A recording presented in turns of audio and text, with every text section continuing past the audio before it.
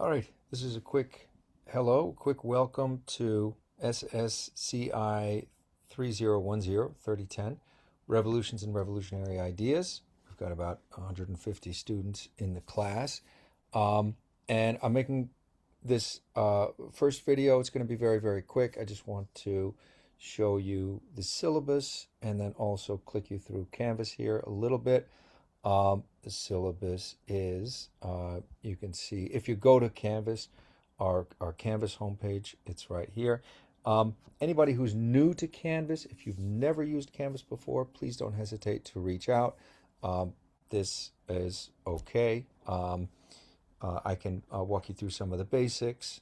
It's pretty user-friendly, I think, but just let me know. Okay, there's your syllabus. I'm going to click through and open that syllabus, and I'm also going to note here that this is a fully online and asynchronous course, and I'm going to open, let's see, I'll just open those modules in a new tab. I think I only published the first module. Your first work is due January 30th, so I'm recording this Thursday night, January 15th. The course officially starts tomorrow, January 16th, but I know some folks are eager to get started, so I want to share this early. Your first reading reaction opportunity is there, and your first extra credit opportunity is there. You see the extra credit is graded out of 0. You can get up to 5 points for this first extra credit opportunity. There are going to be lots and lots and lots of extra credit opportunities, so I hope you make the most of them. Many people accrue 10 or 15 or even 20 extra credit points, sometimes even more, working hard for those extra credit points, and that earns you the opportunity to maybe forego or skip some of the assignments because you've taken advantage of all of those opportunities there. All right, this course is very interdisciplinary. It is social science class that incorporates aspects of history, political science, sociology, and many other disciplines. And I also want to encourage you to bring your interests to the class, even if they are from a discipline that is very, very far from the work that we're doing here. So go ahead and click through, find the syllabus there. As I scroll down here, you'll see the vital statistics here, what folks are interested in knowing in terms of how we're going to break down the class. I'm going to have more than 10 opportunities for you to post about weekly or module reading assignments. So you just need to do at least 10 to do the basics to get 4 points each. You can earn extra credit by posting thoughtful, constructive, and supportive replies to your classmates. You can get 1 or 2 extra points that way. And if you submit your work late, you can make up for lost points by adding 1 or 2 thoughtful, constructive, and supportive comments to your classmates. Please note, and I'm going to repeat this many times, I accept late work. I am very, very happy to see work come in, always better late than never. So please bear that in mind. If your work comes in late, please just take a few extra minutes to read some of your classmates' excellent posts and post thoughtfully and constructively and supportively about their posts, and you'll make up for any lost points that you were docked for lateness. So please make the most of that. Read through the syllabus here. We have some important notes here that'll help you stay on track. I have a rather long italicized note here about so-called artificial intelligence, the so-called generative AI tools like ChatGPT. I'm very, very strongly opposed to them, and if you want to read why, you can go into the syllabus there.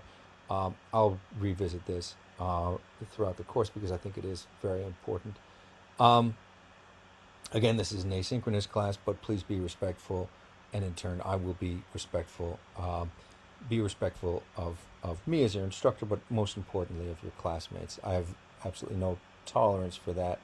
Any kind of bullying or mockery or vitriol directed toward your classmates is going to be a big problem.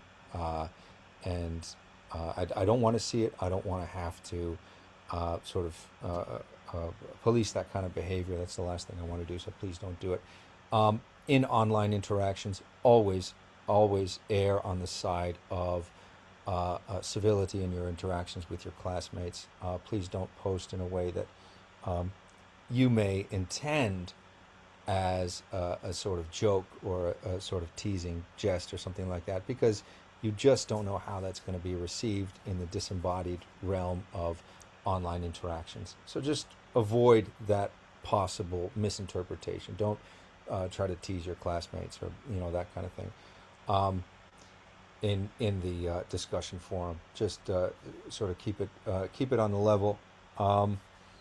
And make sure that your comments can't be misconstrued as bullying, because one person's lighthearted teasing can go through the sort of matrix of online interaction and come out on the other side as very, very heavy duty stuff. So don't do it. Don't risk it. This is a professional practice. This is something that you really should consider, especially as you go into the workforce, in which communication is so important, clear communication, and avoiding that kind of misunderstanding. So you don't have to have it perfect, but we'll work on it together. That's what we're doing here. I put a bunch of notes here about the discussion posts and my expectations. You can read those. They're pretty clear, I think. Again, don't mess around with ChatGPT or any other so-called artificial intelligence for this class. They're completely unnecessary. They're not going to help you do well in the class. I had a few students use it in the past, and I caught it. It's pretty bad stuff. It's pretty obvious. And if you squeak a few through, if you do this and submit it, and I grade it and I don't catch it, please know that I might catch it later, and that stinks. I don't want to do it. You don't want that to happen. I had a student who submitted AI work, and I only caught it late, 13, 14, week 15, toward the end of the term, and then I went back over that student's work and found that all of the work was artificial intelligence, so-called artificial intelligence, ChatGPT, LLMs generated, and of course I had to give that student a 0 on all that work. I didn't want to do that. I don't want to do that. I don't want to police student behavior. That's not why I'm in this line of work. So please exercise professional behavior. In this case, for a lot of reasons, one of which is most of these LLMs, so-called AI engines, are based entirely on a stolen intellectual property. They're also stealing water from poor communities, stealing power. There are a lot of reasons, and we'll talk about that in our class. And if you're interested, you'll hear a lot more from me about that. On that note, in addition to the reading reactions, you also have guest lecture, or I call them here lecture panel reaction posts. You're going to need to do 10 of those in addition to your 10 reading reactions.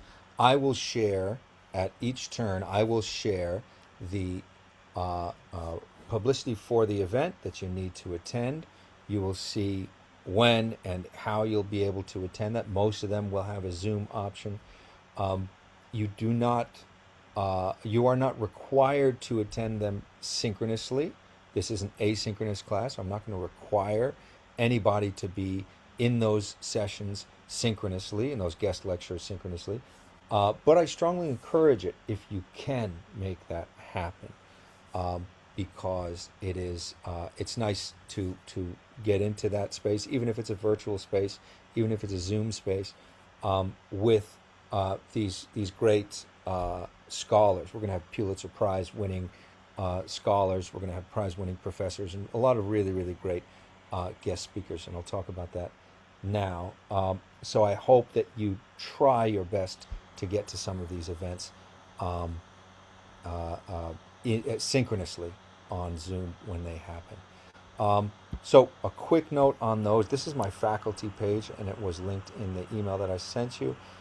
These are the 4 series that I share out on my faculty page, and these are the series from which your guest lectures are going to be taken. So I'm going to open each one of these, and you get a quick look at them.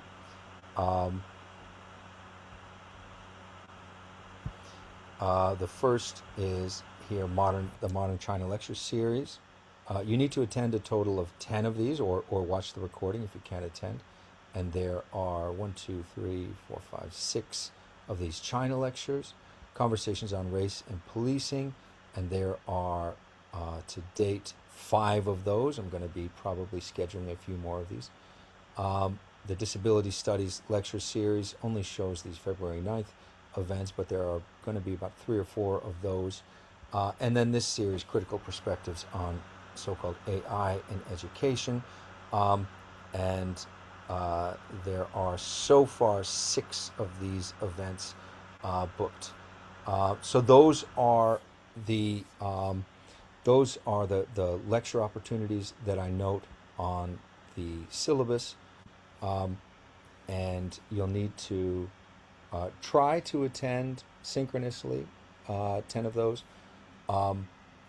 But if you can't attend, I will be sharing out the recordings. I'm not going to require, because this is an asynchronous class, I'm not going to require anybody to attend these events synchronously. You'll attend, you'll take notes, you will, just like the readings, pick 3 key ideas, explain those ideas, and explain why they're interesting to you. Why do you care about them? Why are they compelling? Why are they important? Why did they stick with you when you either did the reading or attended one of these lectures? So those are your chief requirements: 10 reading posts, 10 lecture or panel attendance posts. Both of them I would call reaction posts. They're not summaries. It's much more your assessment, your reaction that I want to see. So again, here's that link to my faculty profile there, and that's where you're going to find those 4 series. And there's going to be about 20 total events, and so you only need to post 10. Now, if you post more than 10, either reading posts or lecture event posts, each one of those extra posts that you do is going to get up to 4 bonus points, 3 or 4 bonus points for you. So you will very, very quickly accrue extra credit points in this class if you tend to that energetically. The way I've structured the class, the extra credit is not intended to be easy, but it is intended to add more options and more choice and more opportunities for you to get points that are all worth the same. You're just aiming for 100 points in the class. Aiming for 93 actually will get you an A in the class and a perfect score. And however you get those points, whether it's through lots and lots of extra credit or it's through the structured assignments that I've put on the syllabus, is really all the same. It all comes out in the wash. It's all the same points. So no matter how you get to 93, if you get to 93, you have an A in the class. Okay, and there's one final assignment, and that is it can be a book review, a retrospective book review on either the Grace Lee Boggs book or the Jack Goldstone book, both of which you're going to be reading for this class. And we can talk a little bit more about the standard shape that a scholarly book review takes. Scholarly book review doesn't mean I loved it and you should read it too. It is a critical engagement with a text, and we'll talk a little bit more about what that means. It can also be a sort of wide open prompt, this final project. So if you're coming in from, for example, visual arts, or if you're coming in from computer science, or if you're coming in from a political science, or really any discipline across campus, and you want to bring your interests and what you really love to do to this project, as long as you adhere to some of the themes that we've been exploring in the class, that is fair game. I had students write original classical guitar melodies. I've had students write one-act plays. I've had students do computer art, not AI art, but actually a computer art, generated art from their computer science class. And I've had some really, really good and sort of wide-ranging assignments in this class. And so I encourage you to think expansively about that final project if you want to. And then if you would rather just do the straight book review, that's also available to you. Okay, that's the basics of the class. I hope that everything there is clear, and I hope that you'll let me know as questions arise. I try to be very quick in responding to emails. If you don't get a response from me within 24 hours, please don't hesitate to send me another quick note and say, hey, I sent this email, didn't hear back. I usually try to be very, very quick, so don't hesitate to send me a follow-up note. That's it for our quick introductory video. I hope that everything is clear. I hope that you understand what is expected of you. I'll be in office hours. This Monday campus will be closed, but otherwise I'll be in office hours Mondays and Wednesdays, as noted on the syllabus. And I'm also going to open a Zoom office hours on all of those Mondays and Wednesdays. So you can also just log on to my Zoom meeting there. Okay. I'll see you in the next video, in which we'll go over some of the basics and the details of the beginning chapters of the Goldstone book.